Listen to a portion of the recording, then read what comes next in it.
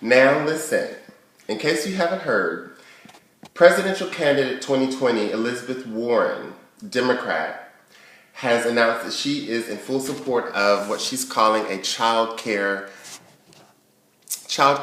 safety net, helping people with expenses for child care. Now, I have two questions for you.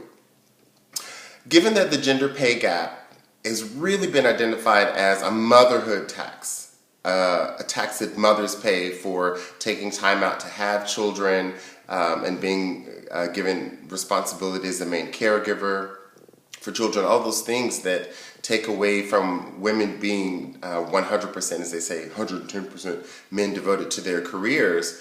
That gap, particularly at that period of their lives and their careers, is like a tax. And so in offering families support with childcare, is she by definition feminist? Equally, we can also call this a social security network for I say network, but you know what I mean, like when you safety net for people, for families. And this is really crucial because when you think about a lot of the conservative rhetoric around family values, many people have pointed out that that so-called family that they're talking about, they abandon at the moment of birth. So there's not a lot of investment in what happens to the individual after they're born. So abortion becomes a wedge issue. Gay rights becomes a wedge issue because they want to define marriage in a particular heterosexualized way in order to have a heterosexual, heteronormative family. And it becomes all this really sticky mess. So I'm asking, is Elizabeth Warren, is she a socialist? Because this, after all, is a social policy. It is meant to address a social inequity. It does address issues of class and privilege. It does address issues of gender inequality in the household. It does address also issues of race, as we know that one of the stereotypes about welfare benefits is the so-called welfare mother. And even though there may be significantly more whites as a concrete number on social benefits, the stereotype is about single black women raising families.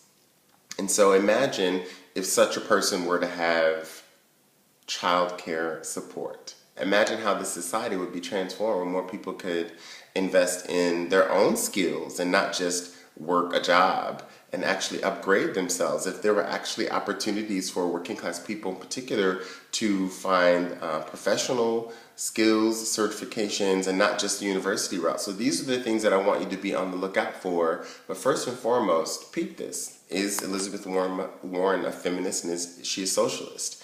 And on the socialist tip, just be clear of that red flag that they'll start raving, the conservatives will start waving.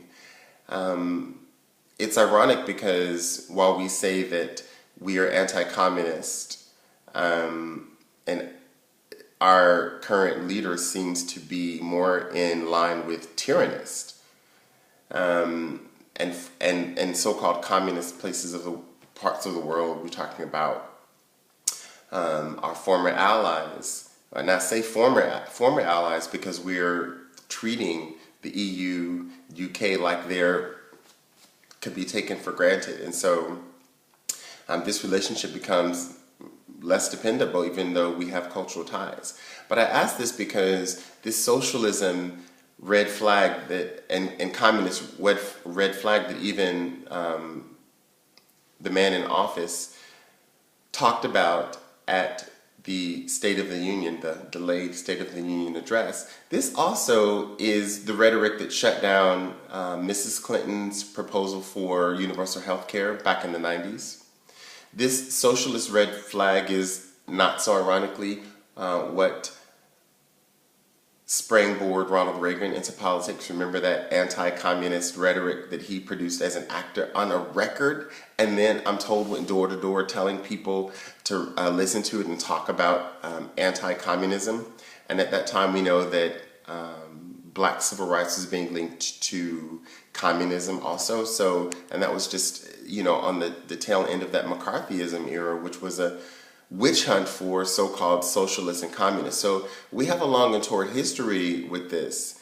And yet we have, at the same time, a new way to combat it. We have a new way to combat the ignorance and the anti-communist propaganda. And first and foremost, that's what we're doing right now. We're in social media and we're engaging with these ideas. So hit me up, let me know what you think, and how do you see millennial socialism, what people are calling millennial socialism. Stay woke, as they say.